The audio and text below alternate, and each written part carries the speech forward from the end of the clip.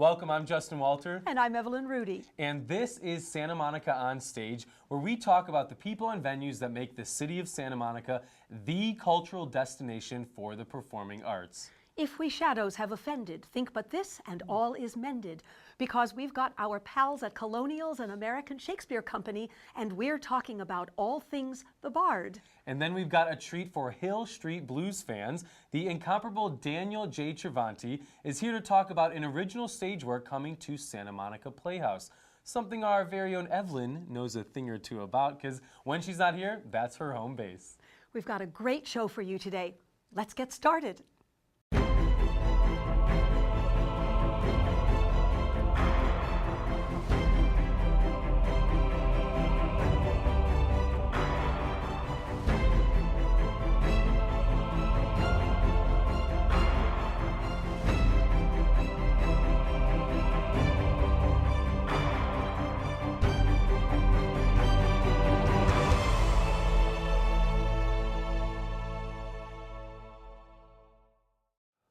With more than 350 world, American, and West Coast premieres, Santa Monica Playhouse is the go-to place for original works.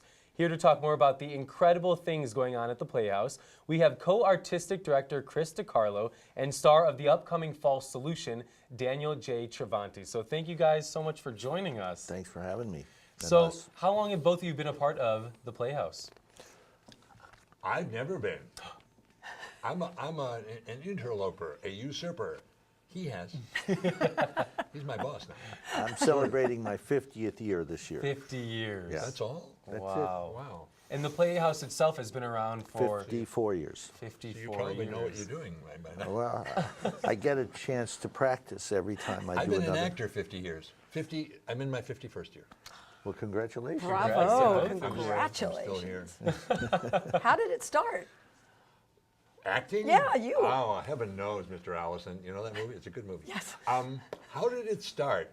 I went to New York at 23 and immediately screwed things up, but got a job. I got an agent and got a job right away. No thanks to, I was terrible. I was telling somebody the other day, I made some dumb moves.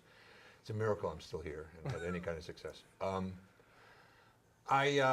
I went when I was introduced to an agent, and he started sending me out, and I worked immediately.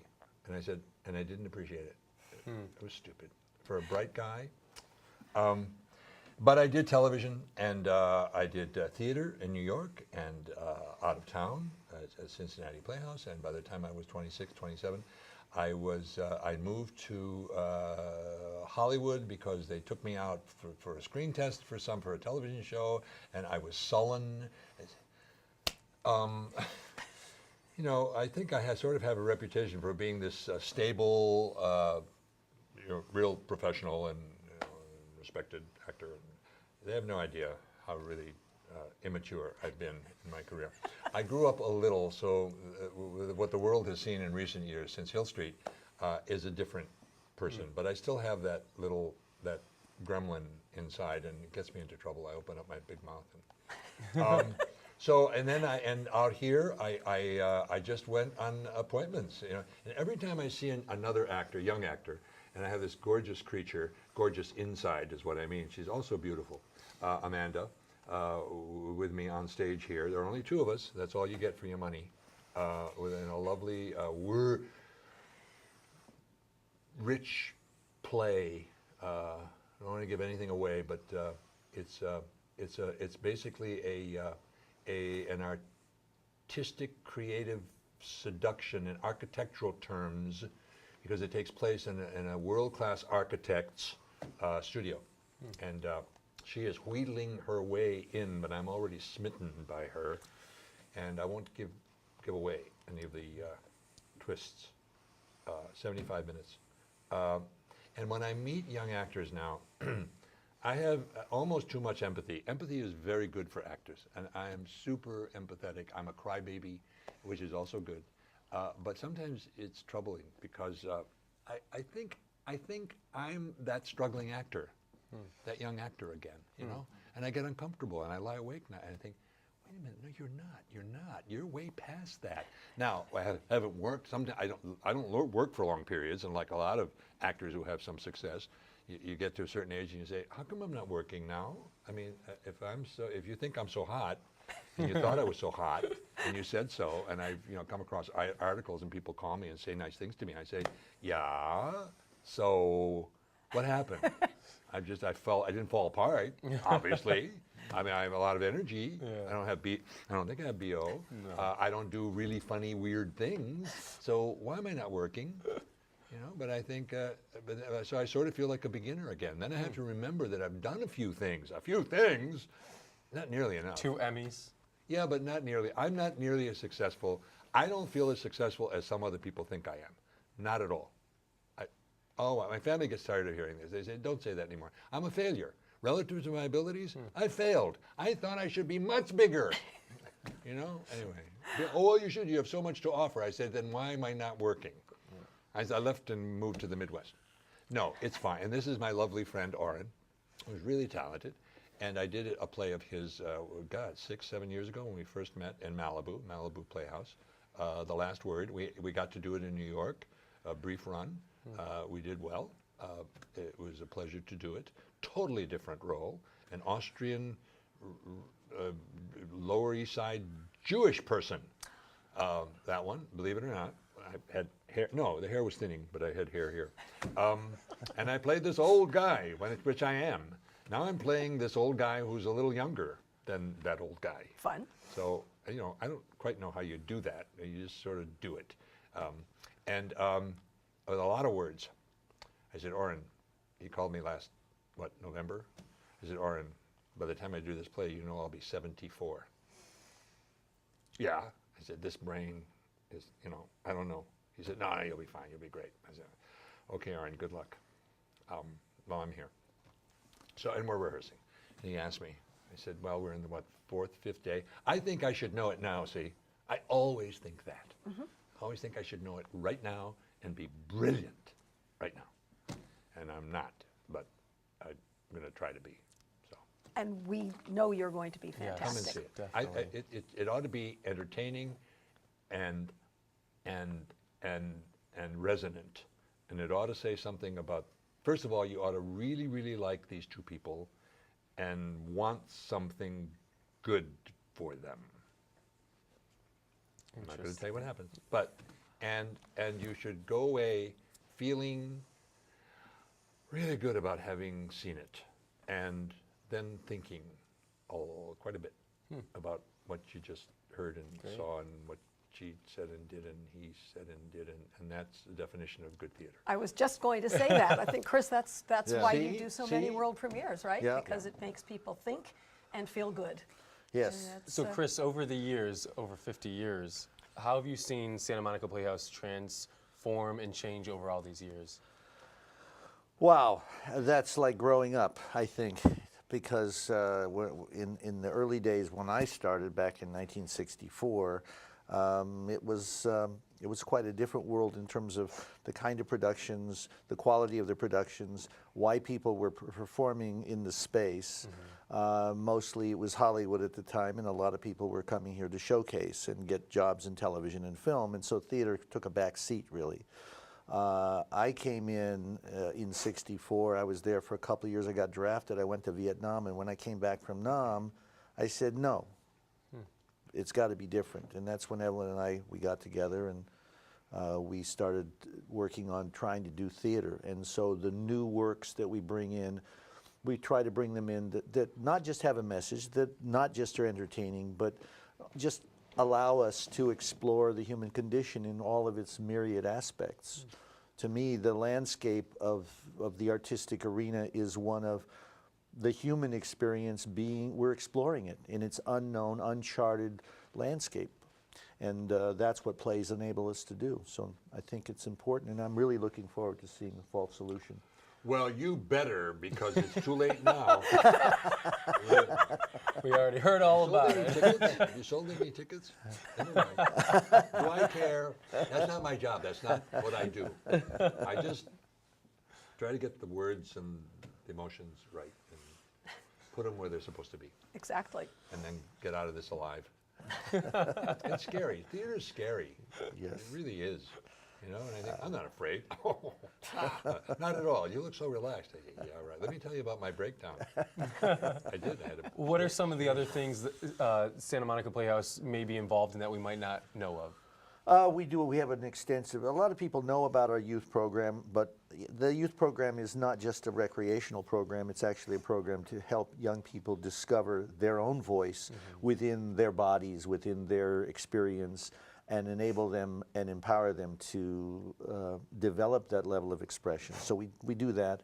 We also have an international program where we have sister companies all over the world, and we perform and we study and we teach and we do all of the things that theater is supposed to do. So I have a question.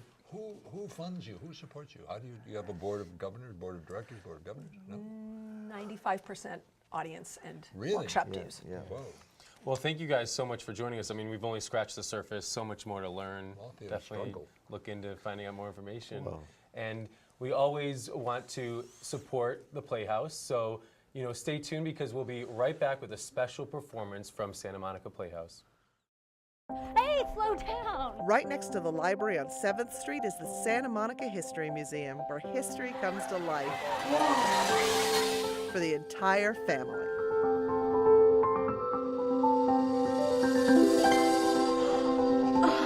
Enjoy the exhibits, main gallery, the photo archive, research gallery, and much more. Come visit the Santa Monica History Museum, keeping history alive. Now for a taste of another side of Santa Monica Playhouse, we have a piece from their production Barnyard Madness. This 1940s country and western musical is a part of the Playhouse's award-winning family theater and follows the romantic antics and showbiz aspirations of the singing McPig sisters and their Wolverine admirers. Please welcome Serena Delinsky, Sara E. Jimenez, and Alejandra Nunez.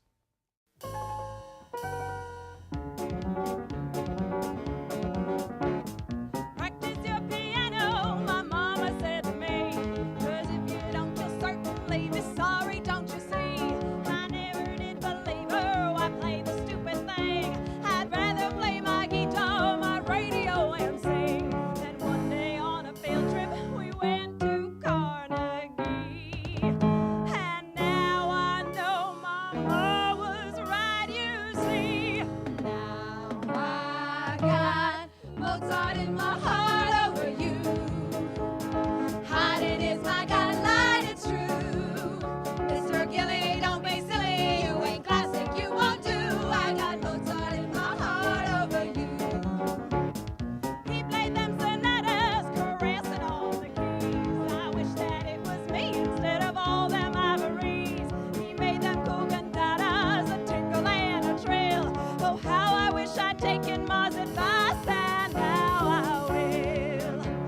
And darling, when I practiced so true and faithfully, I'll ask if you can tada here with me.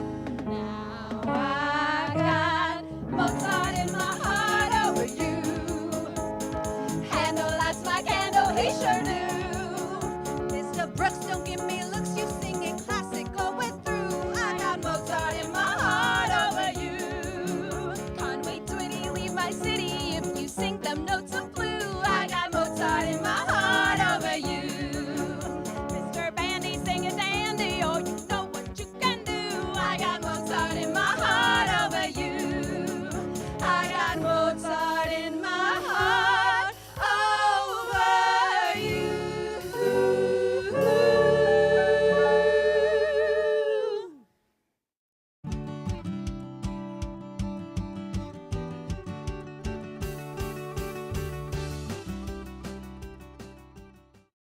His plays may be over 400 years old, but they can still feel fresh and relevant to the world we live in today. Colonials, an American Shakespeare company, is dedicated to providing audiences with the classics in an accessible fashion.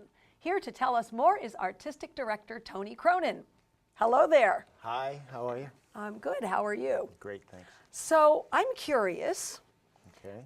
about the way you present Shakespeare, do you do it only original practices? Do you put it in different time frames like, the gangsters of the 1930s? Or Well, we start with the plays, the scripts as we have them. And we try not to be too sort of clever with the periods. A lot of people do that. I think you really have to have both the resources to make it happen, to make the costumes happen. And conceptually, you have to really meld the idea with the plays. And I think a lot of people are rather lazy when they do that. So you have productions that are disjointed, and they set them in periods that may not really work. So we try to start first with the script, and then whatever comes out of that is how we go.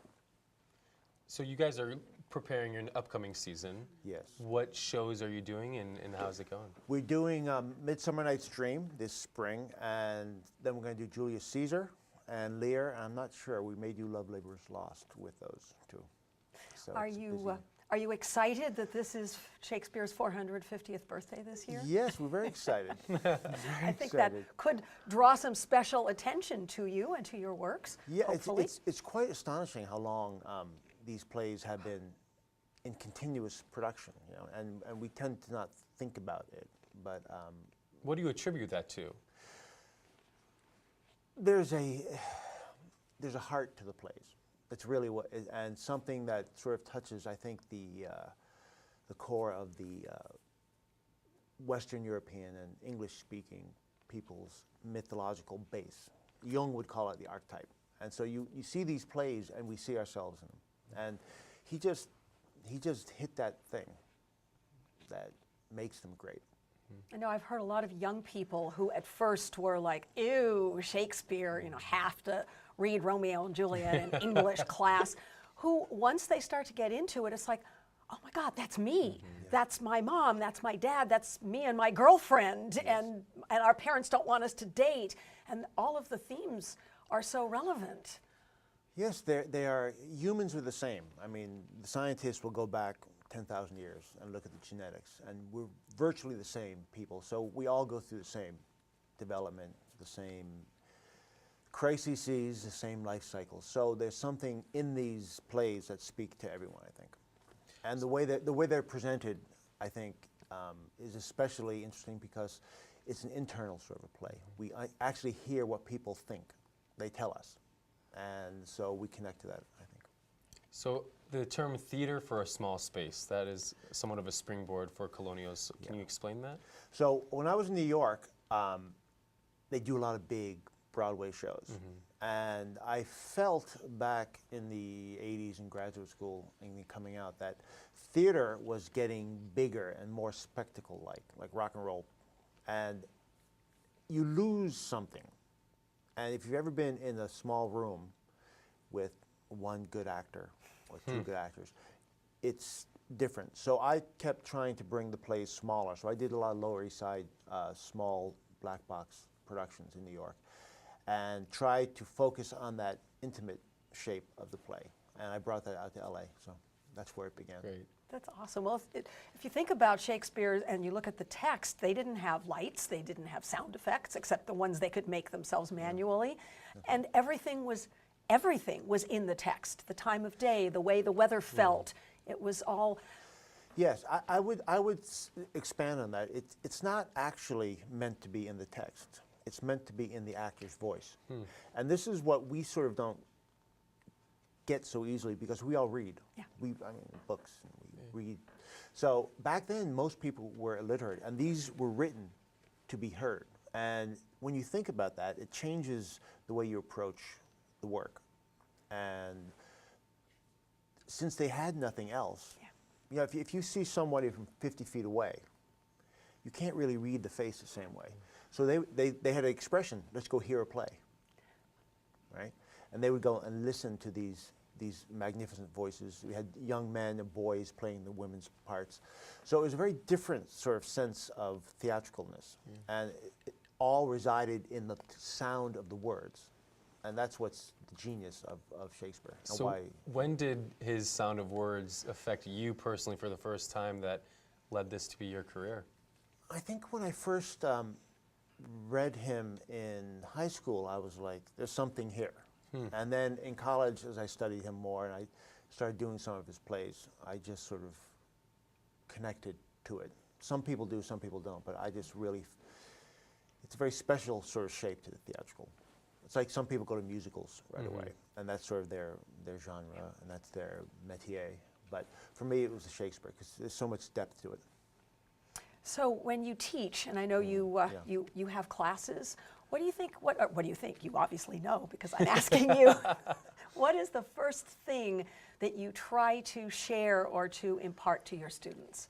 I try to get them to appreciate that it is meant to be spoken aloud, that the creation of the sound of the words is the first job, and that leads to everything else. Because a lot of times American actors are trained to be in the moment, to find the emotional truth, and the language that they speak is meant to support the emotional shape.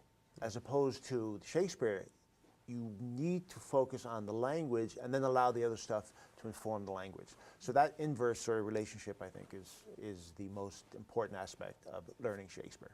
We have auditions sometimes and people will come and they'll do a monologue from Shakespeare, and in order to make it more organic, they will add, you know, and well, and I mean. Yeah. It's like, what are you doing? That's right. Listen to the words, use the words. And it's interesting because back in the mid-16th century, Sir Philip Sidney devised blank verse as a way for wealthy people to speak poetry publicly for the English language. And that was then translated to the stage. So the whole idea of the structure carrying the sound is the beginnings of blank verse. And so that's the core of the whole. What about the difference between prose and verse and not getting lost in translation and the poetry of it? How do you avoid that? Well, you avoid it by just understanding the technical design. Okay, so the verse allows the voice to be projected, and it creates a rhythm for the sound that is underneath the words, which is sort of hard to conceptualize unless you've done it. But it's a lot like singing a song. You know, sometimes they'll take one word and you'll stretch it over 7 notes, right? Yeah. Now, so it's the same sort of structural movement. Prose is less formal, which allows the actor more freedom to move around, to make jokes, to do physical things. So you have to know where it is to understand why the language, like in Hamlet, he speaks the most beautiful verse maybe ever written, but he also speaks prose to certain people, like the actors. There's a famous speech when he's giving advice to the actors, and it's in prose because actors are not very high people, and he was very comfortable with them. So he would talk to the actors like friends, and he would scold them and say, "To speak the speech, I pray you, as I pronounced it to you, trippingly on the tongue."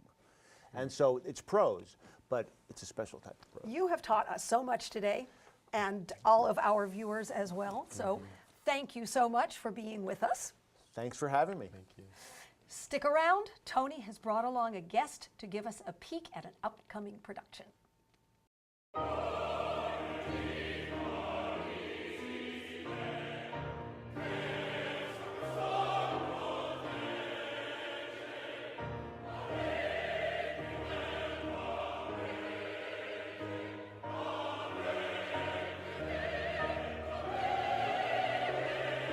Discover 30 years of opera in Santa Monica.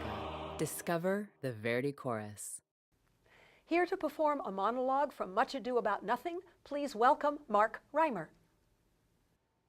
I do much wonder how one man, seeing how much another man is a fool when he dedicates his behaviors to love, will, after he hath laughed at such shallow follies in others, become the object of his own scorn by falling in love. And such a man is Claudio. Now, I have known when there was no music with him but the drum and the fife. And now, had he rather hear the tabor and the pipe? I have known when he would have walked 10 mile afoot to see a good armor. And now, will he lie 10 nights awake carving the fashion of a new doublet. He was wont to speak plain and to the purpose, and now has he turned orthography. His words are a very fantastical banquet, just so many strange dishes. May I be so converted and see with these eyes? I cannot tell. I think not. I will not be sworn, but love may transform me to an oyster. But I'll take an oath on it, till he have made an oyster of me, he shall never make me such a fool. One woman is fair, yet I am well. Another is wise, yet I am well. Another virtuous, yet I am well. But till all graces be in one woman shall not come in my grace. Rich she shall be, that's certain. Wise, or I'll none. Virtuous, or I'll never cheapen her. Fair, or I'll never look on her. Mild, or come not near me. Noble, or not I for an angel. Of good discourse, an excellent musician, and her hair shall be of what color it please God. Ah, the Prince and Monsieur Love. I will hide me in the arbor.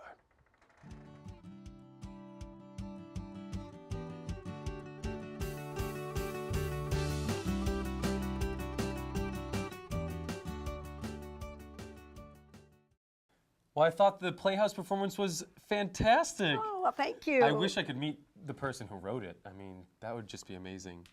You did? I did. We gotta get you performing here on stage sometime. Sometime, maybe we'll do a duet together. Well, I will need a lot of work and help from the Playhouse. We'll do a love scene from Shakespeare. Oh, I like that. And what a good performance and monologue. That was just wonderful. Moving. It was so good. Make so much fun of falling in love. And I really liked hearing how they make Shakespeare contemporary. And I was one of those students the first time I read Shakespeare, I have to be honest, it didn't touch me, but hearing it now, it's great. It does. You really Yeah. connect with it. Yeah. So we've had a fantastic time here getting to know some exceptional arts groups here in Santa Monica. Make sure to check out their websites to see what's currently playing, and then get out and see a show. And don't forget to join us next time here at Santa Monica On Stage.